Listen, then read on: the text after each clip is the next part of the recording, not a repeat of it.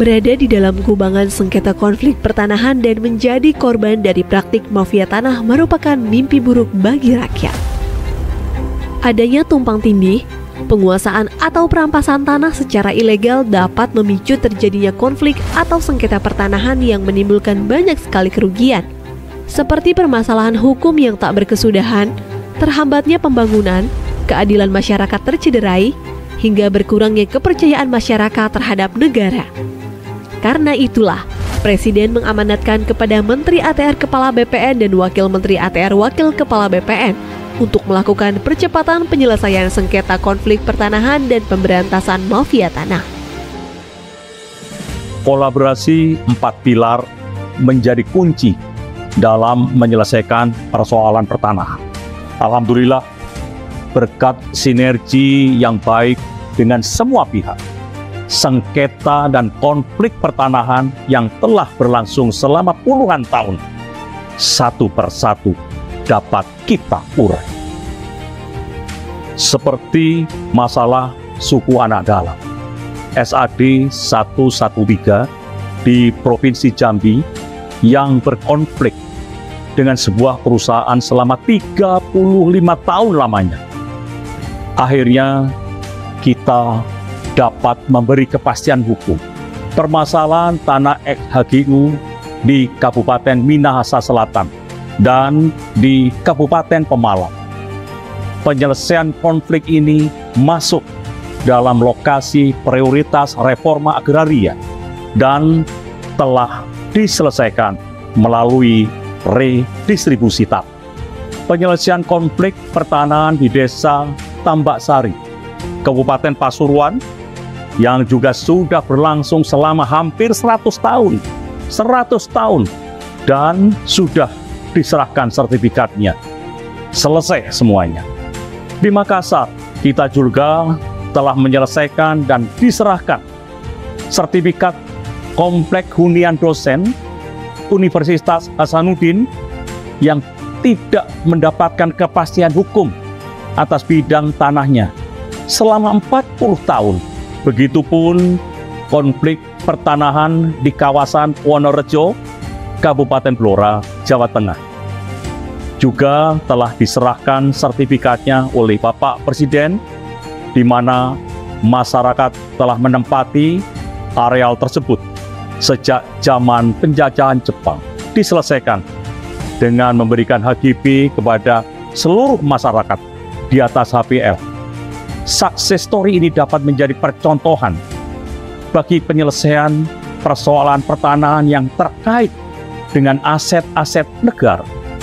Juga termasuk penyelesaian tanah transmigrasi, seperti penyelesaian permasalahan eks-tanah transmigrasi di Kabupaten Tanah Laut, Kalimantan Selatan. Skema yang digunakan melalui fasilitas bagi masyarakat yang secara existing sudah menguasai lahan eks transmigrasi untuk melakukan gugatan secara perdata dan disidangkan secara in absentia. Kedepan skema ini menjadi percontohan dalam penyelesaian permasalahan tanah transmigrasi lainnya yang sudah berlangsung puluhan tahun. Dan disampaikan oleh Pak Menteri, selain mengedepankan kerjasama dengan 4 pilar untuk penyelesaian sengketa konflik pertanahan, kami juga melakukan koordinasi dan kolaborasi dengan sejumlah civil society organizations, akademisi, dan masyarakat terkait dalam menyelesaikan persoalan pertanahan. Kami juga pastikan melalui program reforma agraria, negara hadir untuk mengurai dan menyelesaikan konflik pertanahan di tengah-tengah masyarakat. Benang kusut pemberantasan mafia tanah dalam 1 tahun terakhir sudah mulai terurai. Pada bulan Maret lalu, di Provinsi Kalimantan Tengah telah berhasil melimpahkan kasus pidana mafia tanah ke Kejaksaan. Tentu kasus Kalimantan Tengah bukan satu-satunya, tetapi kasus lain di 39 tempat juga telah dilimpahkan ke Kejaksaan, seperti di DKI Jakarta, Jawa Timur, Sulawesi Selatan, Banten, serta provinsi yang lain. Selama tahun 2022 hingga awal tahun 2023, upaya pemberantasan mafia tanah oleh Kementerian ATR BPN telah menyelamatkan tanah seluas 6,7 juta meter persegi, yang nilainya setara dengan kurang lebih 1,08 triliun rupiah.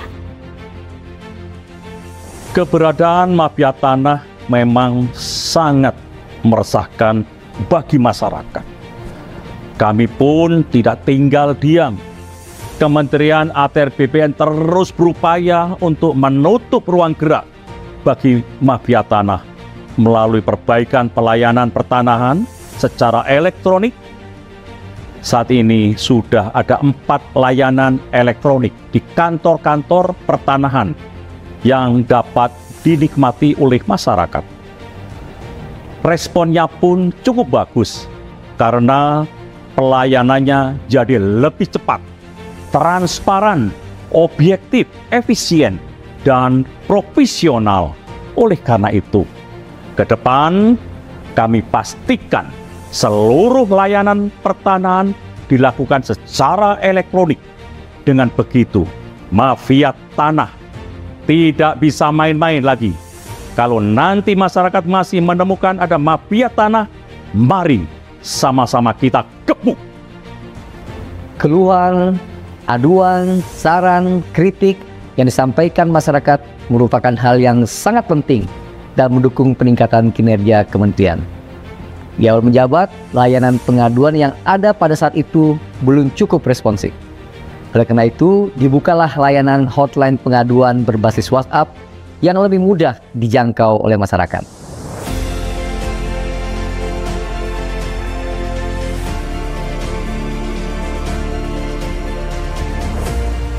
Sejak diluncurkan pada Juli 2022 hingga Juni 2023, terbukti hotline pengaduan ini telah menyelesaikan 98,9% dari total 74.564 pengaduan.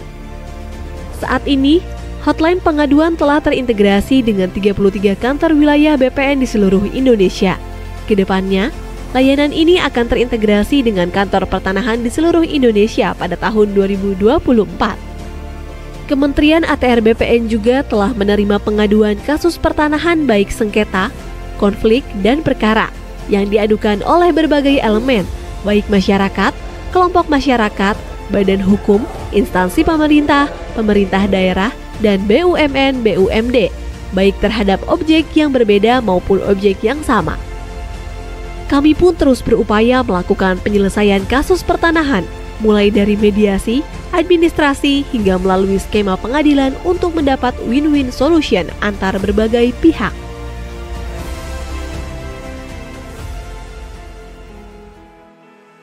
Kementerian ATR BPN sebagai badan publik berkewajiban memenuhi dan melindungi hak atas informasi masyarakat yang berkaitan dengan pertanahan dan tata ruang.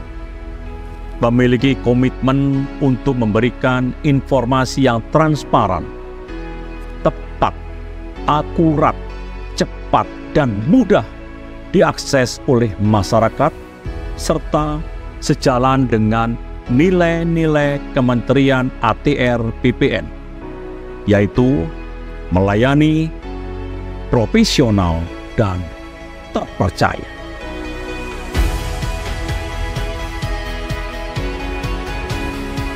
Kerja keras seluruh jajaran Kementerian ATR BPN mendapat sejumlah penghargaan, seperti capaian opini WTP 10 kali berturut-turut dari Kementerian Keuangan dan BPK RI, unit penyelenggara terbaik dalam penyediaan sarana dan prasarana rumah kelompok rentan dari Kemenpan RB, keterbukaan informasi publik sebagai badan publik informatif dari Komisi Informasi Pusat, 5 instansi pemerintah umum terbaik untuk kategori aspek keberlanjutan, konektivitas, dan dampak terbaik pada kompetisi pengelolaan pengaduan pelayanan publik keempat. Dari segi penggunaan tanda tangan elektronik, berdasarkan penilaian dari Badan Cyber dan Sandi Negara atau BSSN, Kementerian ATR BPN merupakan kementerian kedua dengan jumlah tanda tangan elektronik terbanyak tahun 2022. Tanda tangan elektronik bukan hanya memudahkan dan mendukung efisiensi, tapi juga menghadirkan kepastian hukum yang setara dengan tanda tangan basah. Upaya peningkatan kualitas pelayanan publik yang dilakukan oleh Kementerian ATR BPN juga mendapat apresiasi dari Kemenpan RB yang menyatakan bahwa sistem pemerintahan berbasis elektronik Kementerian ATR BPN berpredikat sangat baik dengan nilai 3,55. 1 tahun bekerja untuk rakyat, untuk Indonesia.